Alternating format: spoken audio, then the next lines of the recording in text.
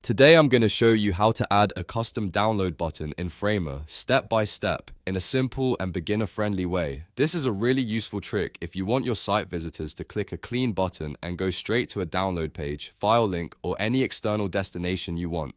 Instead of making people hunt around for a link, you can turn plain text into a custom download button that feels much more professional. If you find this tutorial helpful, make sure to hit like and subscribe for more Framer tips and web design guides. Alright, let's jump in. First, open your Framer project. Once you're inside the canvas, the first thing you need to do is add text, because in this method, the text itself will become your download button. To do that, press T on your keyboard to create a text layer. Then type something simple like download, get file, or download now. Keep it short and clear so users immediately understand what the button does. Now select the text you just added. With the text layer selected, look over to the right-hand panel. This is where Framer shows the settings for the selected element. Find the link option and click it. This is the key step because it tells Framer that this text should behave like a clickable link instead of just static text.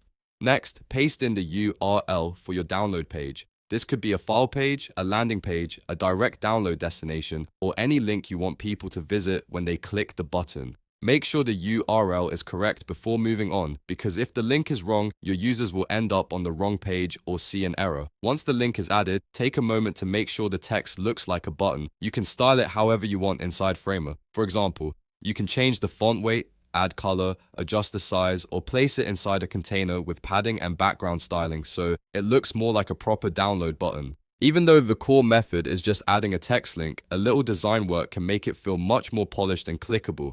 After that, click Preview to test everything. This is an important step because it lets you confirm that the button is actually redirecting to the correct download page. When the preview opens, click your custom download button and check whether it goes exactly where you want it to go. If it doesn't, go back and adjust the link before publishing. If everything works correctly in Preview, the final step is to click Publish. Publishing applies the change to your live Framer site so your visitors can actually use the button. Once published, your custom download button is ready to go. And that's it. You've now added a custom download button in Framer in just a few simple steps. You opened your project, added text, linked it to your download page, tested it in Preview, and published it live. This is a super easy way to make your site look cleaner and make downloads more accessible for your visitors.